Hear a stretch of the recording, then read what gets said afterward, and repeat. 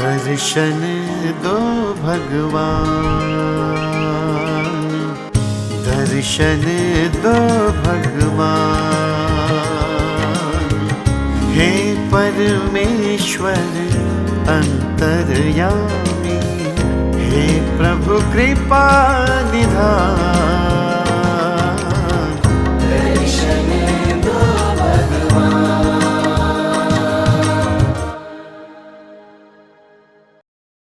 हमारी संस्कृति, हमारे संस्कार सदा रहें हमारे साथ। सब्सक्राइब करें तिलक। अज्ञानन पद्मार्कम गजाननम अहर्निशम अनेकदंतम भक्तानाम एकदंतम उपास्महे।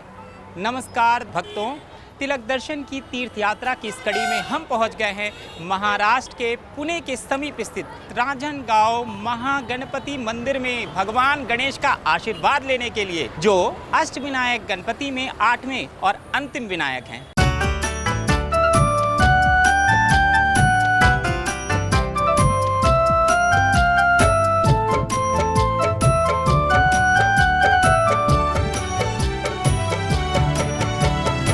मुद्गल पुराण में वर्णित है कि रांजणगांव वही स्थान है जहां पर देवों के देव महादेव ने त्रिपुरासुर पर विजय प्राप्त करने से पहले महागणपति की आराधना की थी और तत्पश्चात भगवान गणेश को प्रथम पूज्य होने का वरदान भी दिया था।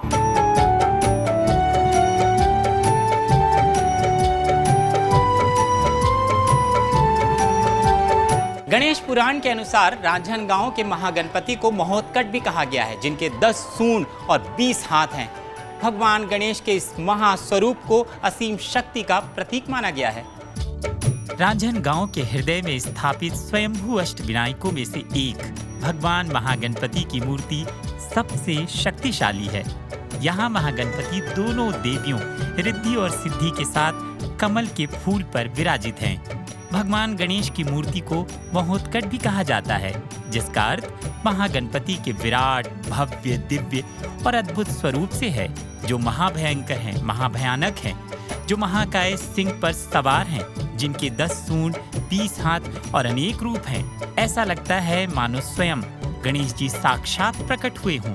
राक्षस त्रिपुरासुर भगवान गणेश का भक्त था, लेकिन उसने अपनी शक्तियों का दुरुपयोग किया। तब शिव जी ने भगवान गणेश की कृपा से उसे परास्त किया और तभी से यह स्थान महागणपति के नाम से प्रसिद्ध हुआ। 8वें विनायक श्री महागणपति की जय हो, जय हो। रांजणगांव के महागणपति दाता बड़े महान हैं, सारा जगत ही करता इनका गुणगान है।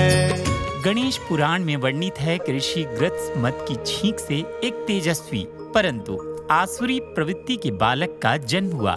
ऋषि ने उस बालक को गणनात्वाम गणेश मंत्र का गहन ज्ञान दिया। इस मंत्र की शक्ति से बालक ने भगवान गणेश की वर्षों कठोर तपस्या की, जिससे विघ्न विनाशक प्रसन्न हुए और उन्होंने उसे सोने, चांदी और लोहे के 3 अभेदपुर यानी नगर प्रदान किए। इन 3 पुरों का स्वामी होने के कारण उसे त्रिपुर नाम मिला, यानी त्रिपुरासुर। गणेश जी ने उसे यह भी वरदान दिया कि वह इतना शक्तिशाली होगा कि केवल भगवान शिव ही उसे परास्त कर सकते हैं और शिव द्वारा पराजित होने पर उसे मुक्ति भी प्राप्त होगी। यह वरदान त्रिपुरासुर के हृदय में अहंकार का बीज बो गया। उसने तीनों लोकों में हाहाकार मचा दिया और त्रिपुरासुर तीनों लोकों का एक छत्र सम्राट बन बैठा। देवता भयभीत होकर उपाय खोजने लगे। भगवान नारद ने उन्हें सुझाव दिया कि चूंकि त्रिपुरासुर को स्वयं भगवान गणेश का वरदान प्राप्त है, तो उसका संहार केवल महादेव के हाथों ही संभव है।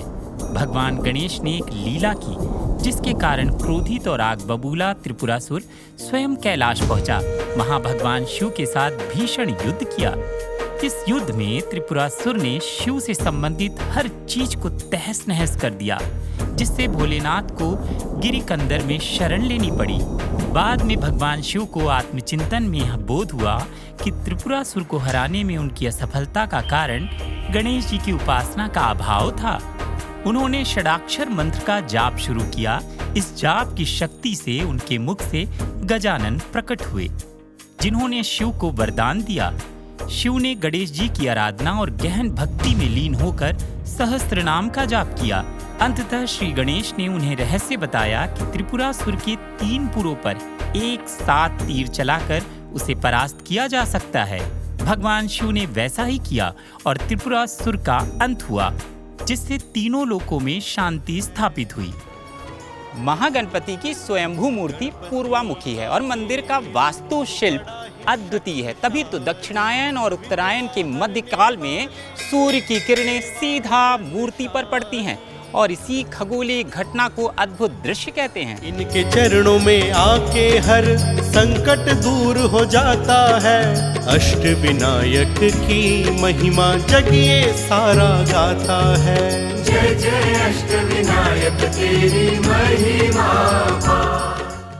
रांझनगांव के महागणपति मंदिर का निर्माण 9वीं शताब्दी में हुआ और इसका जीर्णोद्धार पेशवा काल में हुआ।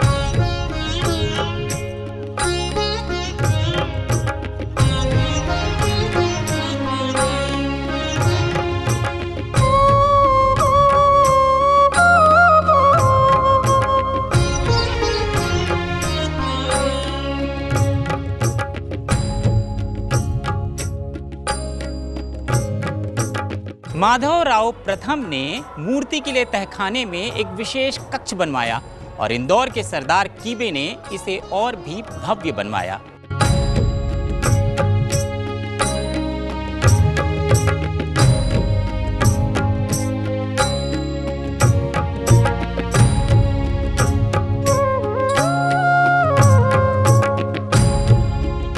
मंदिर का नागर खाना और भव्य प्रवेश द्वार पेशवा वास्तुकला की आन बान शान को दर्शाता है।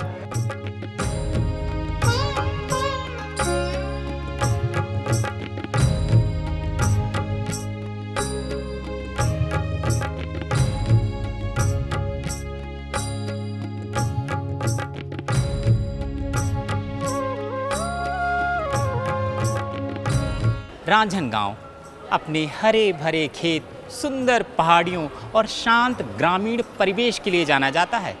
मंदिर का वातावरण ध्यान और आध्यात्मिक शक्ति के लिए आदर्श स्थान है। विशाल क्षेत्र में विस्तारित मंदिर के अत्यंत साफ सुथरे और भक्ति भावना से भरे प्रांगण में अन्य देवी देवता और देव ऋषि भगवान दत्तात्रेय का दिव्य स्थान है। प्रांगण में पूजा, भोग सामग्री, भगवान के प्रतीक चिन्ह, उपहार वस्तुओं के साथ साथ खाने पीने के स्थान का सुंदर बाजार है।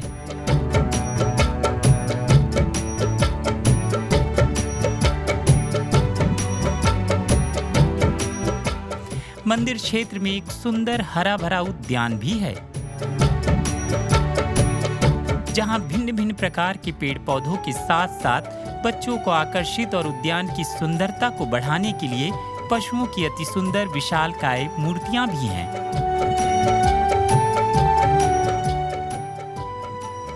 रांझनगांव के महागणपति मंदिर में गणेश उत्सव बड़े धूमधाम के साथ मनाया जाता है। महोत्सव के अवसर पर मंदिर फूलों की खुशबू से महक उठता है, परिसर दीपों से जगमगाता है और भक्ति संगीत से वातावरण आध्यात्मिक हो जाता है।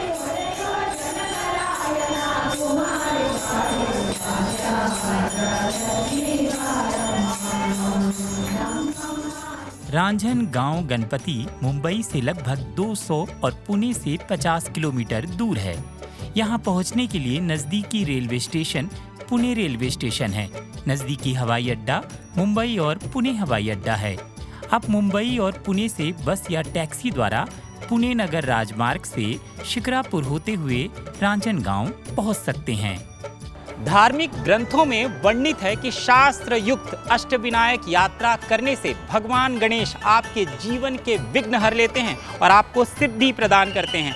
भाई हमने तो कर ली है शास्त्र युक्त अष्टविनायक यात्रा और हमको बहुत मज़ा आ गया है। तो अब आप किस चीज़ का इंतज़ार कर रहे हैं? आप भी बनाइए योजना अपने परिवार के साथ और आइए अष्टविनायक की यात्रा करने के लिए। और हाँ, आपकी इस यात्रा के समय यदि देश के किसी भी मंदिर से जुड़ी कोई भी जानकारी चाहिए तो सीधा चले आइए हमारे चैनल तिलक पर।